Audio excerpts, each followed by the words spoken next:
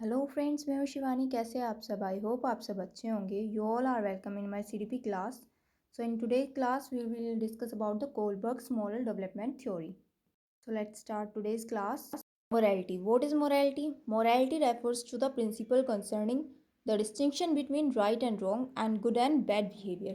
Morality क्या होती है? ये कैसा प्रिंसिपल होता है जो किस चीज़ के साथ डील करता है? ये जो राइट और रॉन्ग के बीच में जो डिफरेंसेस होते हैं, सही और गलत के बीच में जो डिफरेंसेस होते हैं उनके साथ डील करता है, या फिर गुड और बैड बिहेवियर के बीच में जो डिफरेंसेस होते हैं उसके साथ डील करती है ये।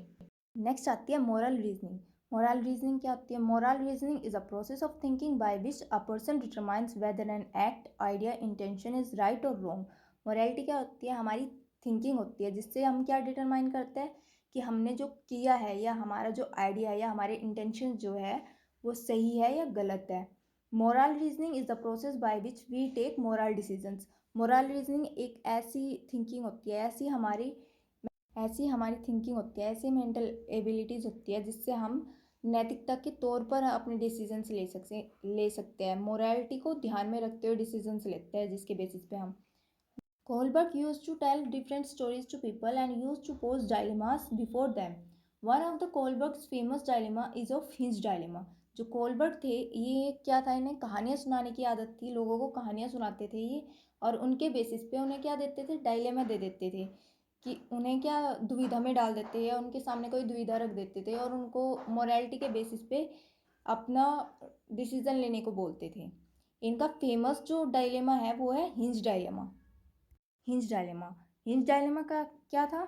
Hinge wife was dying from a particular type of disease. जो हिंज की वाइफ थी, हिंज एक आदमी था, उसकी वाइफ क्या थी? किसी एक, उसको कोई डिजीज थी जो जानलेवा थी, जिसकी वजह से वो दिन ब दिन खतरे में जाती जा रही थी। डॉक्टर ने क्या बोला? Doctor said a new medicine might save her. Doctor ने उसको बोला कि एक न्यू मेडिसिन आई है, उसको बचा सकती है। The medicine had been discovered by a local chemist and the Heinz tried desperately to buy some, but the chemist was charging 10 times the money it cost to make the medicine, and this was much more than the hinge could afford. जो medicine थी वो किसने discover करी थी? एक local chemist ने discover करी थी। और उसने क्या बोला था? जो हिंज था, हिंज ने बहुत ज़्यादा ट्राई करा उसको लेने के लिए, लेकिन जो केमिस्ट था उसने जो मेडिसिन का चार्ज था उससे भी 10 टाइम्स ज़्यादा वो किया उसको चार्ज, जो कि हिंज अफोर्ड नहीं कर सकता था। Hinge could only manage half the money even after taking help from everyone, may it be family, friends and relatives. जो हिंज था वो सिर्फ आधी ही मनी के वो कर पाया, आधी मनी, आधे पैसे ही अरेंज कर पाया मेडिसिन के लिए, जो कि उसने किससे लिए थे? जितने भी उसके जानकार, उसके फैमिली रिलेटिव्स वगैरह जो भी थे, सबसे हेल्प लेने के बाद वो मैनेज कर पाया ये सब भी। He explained to the chemist that his wife was dying and asked if he could have the drug cheaper or pay the rest of the amount later. अब इसने क्या किया? केमिस्ट को एक्सप्लेनेशन दी कि उसकी वाइफ क्या है, उसकी वाइफ मर रही है, और इसने जो केमिस्ट था उससे बोला कि या तो तुम इसे कम प्राइस पे दे दो मुझे, या फिर मैं इसकी जो बाकी की अमाउंट है वो बाद में पे कर दूंगा। The chemist refuse. He said he had made the drug and will make money from selling it. Chemist ने मना कर दिया। क्या बोला? कि उसने ये दवाई बनाई है और वो उसको बेच के पैसे कमाएगा। Heinz couldn't leave his wife dying. Heinz अपनी वाइफ को मरता हुआ तो छोड़ नहीं सकता था, तो उसने क्या किया? So he broke into the chemist shop and stole the drug. उसने केमिस्ट की शॉप में घुस के चोरी कर ली ड्रग की, जो ड्रग थी, जो मेडिसिन थी, उसको चुरा लिया। हिंज डायनेमो की जो स्टोरी थी वो कोहलबर्ग ने अपने स्टूडेंट्स को सुनाई और उनसे कुछ क्वेश्चन आस्क किए। क्या क्या क्वेश्चन आस्क किए? Should Heinz have stolen the drug. क्या हिंज ने दवाई चुरा ली होगी, या क्या उसको दवाई चुरानी चाहिए थी? Would it change anything if hinge did not love his wife. क्या इस चीज़ से कुछ बदल जाता अगर हिंज अपनी वाइफ से प्यार ना करता? थर्ड आता है, would if the person dying was a stranger would it make any difference. क्या अगर वो जो पर्सन उस डिजीज से सफरिंग कर रहा है, वो जो जूझ रहा है उस बीमारी से, अगर वो कोई स्ट्रेंजर होता है, क्या इससे कोई डिफरेंस आ जाता? कुछ फ़र्क पड़ता है इससे? क्या उसे मदद नहीं करनी चाहिए थी उस टाइम पे किसी स्ट्रेंजर की? सो इन्हीं के बेसिस पे कोहलबर्ग ने क्या किया? 3 लेवल्स दिए और 6 स्टेजेस दी। हर एक लेवल में 2 स्टेजेस आती है मोरालिटी की।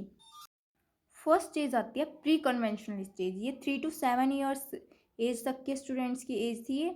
इसके अंदर क्या था? Moral reasoning based on reward and punishment. इसके अंदर मोरल रीजनिंग किस चीज़ के ऊपर बेस्ड थी? रिवॉर्ड और पनिशमेंट के ऊपर बेस्ड थी। सबसे पहले इसके अंदर स्टेज आती है अवॉइडिंग पनिशमेंट। इसके अंदर बच्चा क्या करेगा? पनिशमेंट को अवॉइड करेगा। सेकंड स्टेज क्या आती है? सेल्फ इंटरेस्ट स्टेज आ जाती है।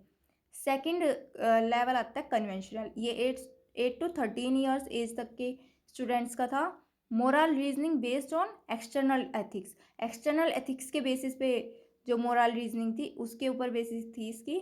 इसके अंदर फर्स्ट स्टेज आती है गुड बॉय एटीट्यूड। सेकंड आती है लॉ एंड ऑर्डर में मोरालिटी। थर्ड जो लेवल आता है वो आता है पोस्ट कन्वेंशनल स्टेज। इसके अंदर अडल्टहुड आ जाता है, यानी कि अबव 13 एज के जितने भी स्टूडेंट्स हैं इसके अंदर आ जाते हैं। Moral reasoning based on personal ethics. यहाँ पे पर्सनल एथिक्स के बेसिस पे जो मोरल रीजनिंग आती है वो इसके अंदर कंसिडर की जाती है। इसके अंदर फर्स्ट स्टेज आती है सोशल कॉन्ट्रैक्ट की। सेकंड आती है प्रिंसिपल की। लेवल 1 आता है प्री कन्वेंशनल। इसके अंदर 3 to 7 ईयर्स से के बच्चों को कंसिडर किया गया था। ये डिस्ट्रीब्यूटिव रियलिज्म के ऊपर बेस्ड थी। Throughout the pre conventional level a child's sense of morality is externally controlled. Children accept and believe the rules of authorities around them such as parents and teacher. यहाँ पे pre conventional level में क्या होगा? जो बच्चे का sense of morality होगा वो किस चीज़ के कौन कंट्रोल करेगा? एक्सटर्नली कंट्रोल हो जाएगा। यहाँ पे क्या करेंगे बच्चे? जो अथॉरिटी के द्वारा रूल्स बनाए गए हैं या उनके द्वारा बिलीव्स बनाए गए हैं उनमें विश्वास रखेगा। जैसे उसके पेरेंट्स ने बोला कि चोरी करना गलत बात है तो उसके लिए गलत ही बात है, भले ही वो कोई भी कंडीशन हो। ऐसे ही अगर टीचर ने बोला कि क्लास में बात नहीं करना है तो क्लास में बात करना गलत बात है, भले ही वो किसी हेल्प के लिए बात कर रहा हो। इसमें फर्स्ट स्टेज आती है obedience and punishment orientation. Focuses on the child's desire to obey rules and avoid being punished. ये किस चीज़ के ऊपर फोकस करेगी? जो चाइल्ड्स है, चाइल्ड क्या करने की कोशिश करेगा? बच्चा क्या करने की कोशिश करेगा? यहाँ पे जो पनिशमेंट है, पनिशमेंट से बचने के लिए, रूल्स को ओबे करने के लिए, रूल्स को फॉलो करने की कोशिश करेगा ताकि उसको पनिशमेंट ना मिले। For example, an action is perceived as morally wrong because the consequence of it is punishment. यहाँ पे एग्जाम्पल क्या ले सकते हैं? यहाँ पे बच्चा क्या सोचेगा? अगर वो कोई एक्शन, किसी भी एक्शन को गलत मान लेगा, किस चीज़ के बेसिस पे? क्योंकि इसका कॉन्सिक्वेंस क्या होगा, उसके रिजल्ट्स क्या होंगे, इसके बाद उसको, इस एक्शन को लेने के बाद उसको पनिशमेंट मिलेगी, इसलिए उसके लिए क्या हो गया? ये एक्शन गलत हो गया। The amount punishment attach to the act will decide how bad an act is. More punishment, the more bad the act is perceived by the children. अब बच्चा क्या सोचता है? यहाँ पे बच्चा क्या सोचेगा? जितनी भी पनिशमेंट, कितनी पनिशमेंट उसको मिल रही है, इस चीज़ के बेसिस पे वो डिसाइड करेगा कि उसकी गलती कितनी बड़ी थी। जैसे कि अगर उसको कम पनिशमेंट मिल रही है तो उसकी गलती कम थी, और अगर उसको पनिशमेंट ज़्यादा मिल रही है तो उसने बहुत बुरा काम किया है, इसी वजह से उसको ज़्यादा पनिशमेंट मिल रही है। ऐसा बच्चे की थॉट होते हैं यहाँ पे। सेकेंड स्टेज आती है इंस्ट्रूमेंटल ओरिएंटेशन। इसी को ही इंडिविजुअलिज्म एंड एक्सचेंज भी बोला जाता है। पर्सनल रिवॉर्ड और ओरिएंटेशन भी बोला जाता है इसको। इसमें क्या होगा? This stage expresses the what's in it for me. कोई भी एक्शन लेने से पहले बच्चा ये सोचेगा कि इसके अंदर मेरे लिए क्या है, यानी कि उसकी इंटेंशन क्या होगी? या तो तुम मुझे दोगे वो मैं तुम्हें दूंगा। जैसे कोई भी बच्चा था, उसके फ्रेंड ने उसके साथ लंच शेयर कर लिया, नेक्स्ट डे वो उसके साथ लंच शेयर करेगा। क्यों? क्योंकि उसने उसके साथ लंच शेयर किया था। और अगर वो बच्चा उसके साथ लंच शेयर नहीं करता है तो नेक्स्ट डे वो बच्चा क्या बोलेगा? कि तुमने मुझसे अपना लंच शेयर नहीं किया, इसलिए मैं भी नहीं करूँगा। Here children's reasoning shows a limited interest in the needs of others. यहाँ पे बच्चा क्या करेगा? दूसरों की ज़रूरतों का ख्याल नहीं रखेगा, सिर्फ अपने तक सीमित रहेगा। So here concern for other is not based on intrinsic respect but are rather you scratch my back and I scratch yours mentality. यहाँ पे क्या होगा? बच्चा किसी मतलब जो दूसरा है किसी के लिए इंट्रिंसिक रेस्पेक्ट नहीं होगी, उसकी अंदर अंदरूनी उसके अंदर इज्जत नहीं होगी, इसलिए वो कोई एक्शन नहीं लेगा। यहाँ पे क्या करेगा बच्चा? गिव एंड टेक वाला फॉर्मूला यूज़ करेगा, या फिर हम बोल सकते हैं टिट फॉर टैट वाला फॉर्मूला यूज़ करेगा। An example would be when a child is asked by his parents to do a piece of work, the child asks, "What's it in it for me?" And the parents offer the child an incentive by giving him a chocolate, pocket money, or some toy. Example ले सकते हैं हम। अगर किसी छोटे बच्चे को उसके पेरेंट्स ने बोला कि तुम ये काम कर दो, तो वो बच्चा क्या कहेगा? अगर मैं ये करूँ तो मुझे क्या मिलेगा? तो उसके पेरेंट्स क्या करेंगे? उस बच्चे को या तो कोई चॉकलेट दे देंगे, उसके काम के इंसेंटिव में जो उसने काम किया उसके बदले क्या करेंगे? या तो उसको चॉकलेट दे देगी या पॉकेट मनी दे देगी या कोई टॉय दे देगी। इससे बच्चा क्या होगा कि उसको वो उस काम को कर देगा और उसको उसका पसंदीदा चीज़ मिल जाएगी जो उसको चाहिए होती है। सेकेंड स्टेज आती है कन्वेंशनल स्टेज। ये कब से कब तक की एज में होती है? ये 7 से 13 ईयर्स तक की एज की ये स्टेज होती है। इसमें मॉरल रियलिज्म आ जाता है। At the conventional level a child sense of morality is related to personal and society relationships. Children continue to accept the rules of authority figures, but this is now due to their belief that this is important to ensure positive relationships and societal order. Children consider rules rigid during this level. यहाँ पे क्या होगा, जो बच्चा होगा वो क्या करेगा, उसकी मोरालिटी किस चीज़ से रिलेटेड होगी, उसके पर्सनल और सोसाइटी से जो रिलेशनशिप होगी इस चीज़ के ऊपर बेस्ड होगी। यहाँ पे बच्चे की जो मोरालिटी होगी, children continue to accept the rules of authority figures. यहाँ पे भी बच्चा क्या करेगा, जो अथॉरिटी फिगर्स ने रूल्स बनाया उनको फॉलो तो करेगा, पर यहाँ पे क्या होगा, उसका खुद का बिलीफ होगा कि ये रूल्स को फॉलो करना क्या होगा, उसके लिए इम्पोर्टेंट होगा। किस लिए? ताकि वो बाकी लोगों से अपने जो रिलेशनशिप है वो पॉजिटिव रिलेशनशिप्स रहे, उसकी कोई भी नेगेटिविटी ना फैले, यानी कि उसको पॉजिटिव ही फीडबैक मिले सबसे। Children consider rules rigid during this level. इस लेवल में क्या करेगा बच्चा, जो रूल्स हो गए उनको रिजिड मानेगा, यानी कि ये फिक्स है, ये हम अगर ये नहीं करेंगे तो लोग हमें गलत समझना स्टार्ट कर देंगे। इसके अंदर थर्ड स्टेज हमारी क्या आती है, good boy nice girl orientation. यहाँ पे क्या होगा, good boy nice girl orientation बन जाएगी। जैसे क्लास में बच्चे को बोल दिया जाता है ना, ये गुड गर्ल है, ये गुड बॉय है, वो बच्चे क्या करते हैं, कभी कोई भी रूल ब्रेक करते नहीं है। क्यों? क्योंकि टीचर ने अगर उसको देख लिया तो उसके वो टीचर के गुड बुक से निकल जाएगा। Children want the approval of others and act in ways to avoid disapproval. यहाँ पे बच्चा क्या चाहता है, अप्रूवल, दूसरों का अप्रूवल चाहता है कि वो अच्छा है, वो ये नहीं चाहता कि लोग उसको डिसअप्रूव कर दे। They are focused on showing good behaviour to people to gain appraisal. यहाँ पे क्या करेगा बच्चा, गुड बिहेवियर करेगा, मतलब जो बच्चा होगा वो क्या करेगा, अच्छे से बिहेव करेगा ताकि लोग क्या करें, उसको उसको प्रेज करें, उसको अच्छा बोले, यानी कि उसकी तारीफ़ें करें। नेक्स्ट आती है फोर्थ स्टेज। इसमें क्या होता है, लॉ एंड ऑर्डर ओरिएंटेशन होता है। ये the child blindly accepts rules because of their importance in maintaining a functioning society. यहाँ पे बच्चा क्या करेगा, रूल्स को ब्लाइंडली फॉलो करेगा। क्यों? क्योंकि उनको लगता है कि ये जो रूल्स फॉलो करना इम्पोर्टेंट है, किस लिए, ताकि सोसाइटी के जो रूल्स है वो सही से मेंटेन रह सके। Rules are seen as being the same for everyone and obeying rules by doing what one is suppose to do is seen as important. यहाँ पे क्या होगा, रूल्स को क्या देखा जाएगा कि रूल्स सबके लिए बराबर है और सबको उनको ओबे करना चाहिए। If one person violates a law perhaps everyone would, so there is a duty to follow laws and rules. यहाँ पे क्या सोचता है बच्चा कि अगर एक पर्सन ने रूल वोलेट कर दिया, एक पर्सन ने कोई भी रूल ब्रेक कर दिया तो क्या होगा, सबके सब ब्रेक करना स्टार्ट कर देंगे। सो इसलिए वो क्या सोचता है कि रूल्स को फॉलो करना सबकी ड्यूटी है। यहाँ पे बच्चे की थिंकिंग होती है कि लॉज बहुत ज़्यादा इंपॉर्टेंट है, उनको फॉलो करना ज़रूरी है, जो लॉज बने हैं वो सही है, भले कोई भी कंडीशन हो वो ब्रेक नहीं होनी चाहिए। थर्ड आती है पोस्ट कन्वेंशनल स्टेज। ये कब से, एडल्टहुड की स्टेज होती है।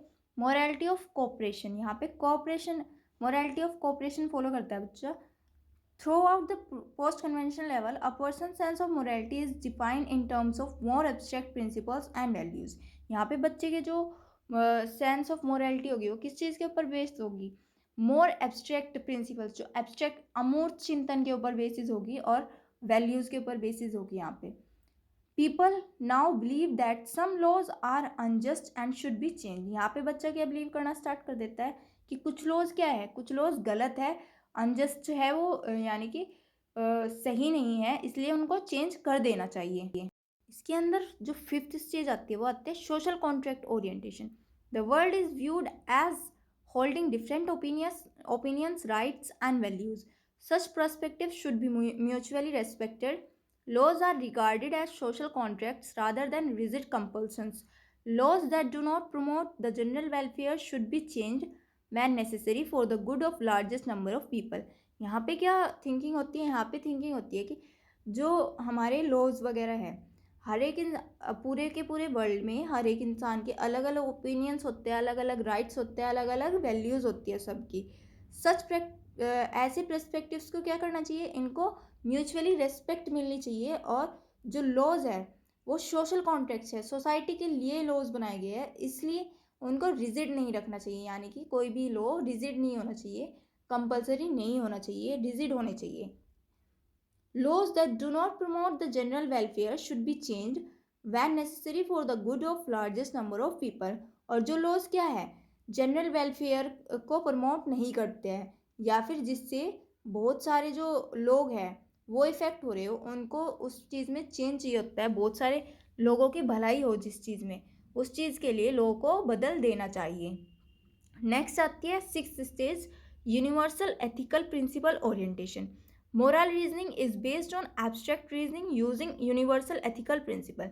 यहाँ पे मोरल रीजनिंग किस चीज़ पे बेस होती है, टोटली एब्स्ट्रैक्ट रीजनिंग पे बेस होती है यहाँ पे।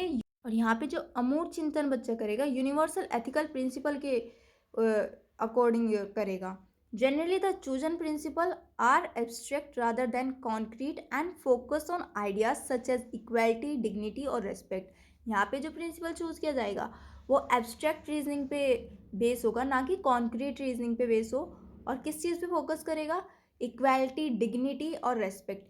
यानी कि लोगों की डिग्निटी बनाई रखी जा सके, रेस्पेक्ट के लिए हो, इक्वालिटी हो जिस चीज़ में, ऐसे डिसीजन हो गए यहाँ पे। People choose the ethical principles they want to follow, very few people function at this level of morality. यहाँ पे बच्चा क्या जो लोग होते हैं वो क्या करते हैं, यहाँ पे वो वाले रूल्स फॉलो करते हैं जो उनको फॉलो करने का मन करता है, उनके एथिक्स जो बोलते हैं कि ये करना है मुझे, वो करता है। यहाँ इस वाले स्टेज पे बहुत कम लोग जा पाते हैं।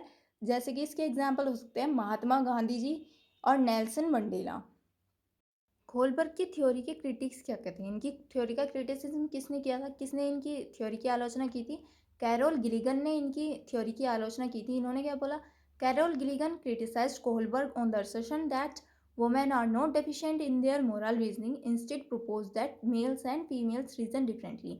अब कोहलबर्ग क्या थे, इन्होंने क्या किया, अपनी थ्योरी में सिर्फ बॉयज़ पर एक्सपेरिमेंट किया, इन्होंने गर्ल्स पे एक्सपेरिमेंट नहीं किया। इन्होंने क्या बोला कि जो गर्ल्स का मोरल डेवलपमेंट है वो कम होता है बॉयज़ के मुकाबले। तो इन्होंने, कैरोल गिलिगन ने क्या बोला कि वोमेन्स का मोरल रीजनिंग क्या होता है, कम नहीं होता है, जबकि मेल्स और फीमेल्स जो होता है दोनों डिफरेंटली मोरल रीजनिंग करते हैं। इनका जो मोरालिटी होती है, दोनों की सोचने की क्षमताएं अलग अलग होती है, दोनों का मोरल रीजनिंग अलग अलग होता है। Girls and women focus on maintaining interpersonal relationships. इन्होंने क्या बोला, जो गर्ल्स या वोमेन्स होती है ये किस चीज़ पे फोकस करती है, इंटरपर्सनल रिलेशनशिप्स बनाने पे फोकस करती है, उनको बनाए रखने पे फोकस करती है। गर्ल्स क्या करेंगी, पहले सिचुएशन देखेगी, अपनी रिलेशनशिप देखेगी किसी भी सिचुएशन में, जिस इंसान के साथ कोई भी डिसीजन लेना उसको किसी के लिए, तो पहले क्या देखेगी, उस इंसान के साथ उसके रिलेशनशिप्स कैसे हैं, उसके इंटरपर्सनल रिलेशनशिप्स कैसे हैं, उसके बाद वो कोई भी रीज़न करेगी एंड देन उसी चीज़ के बेसिस पे ये अपने डिसीजंस लेंगी। इनकी थ्योरी के थ्री मेन क्रिटिक्स से, फर्स्ट था हाइपोथेटिकल सिचुएशन। इनकी जो सिचुएशन थी हाइपोथेटिकल सिचुएशन थी, काल्पनिक सिचुएशन थी, रियलिटी के ऊपर बेस नहीं था इनका एक्सपेरिमेंट। सेकंड क्या थी, not applicable in all cultures, सारे कल्चर्स में एप्लीकेबल नहीं थी। थर्ड थी बायस सैम्पल्स थे, गर्ल्स उसमें इन्वॉल्व नहीं थी, इसलिए क्या हो गए, बायस सैम्पल्स हो गए। So that's it for today. Now we'll meet in our next class. Till then, bye bye and take care, and please like, share and subscribe my channel.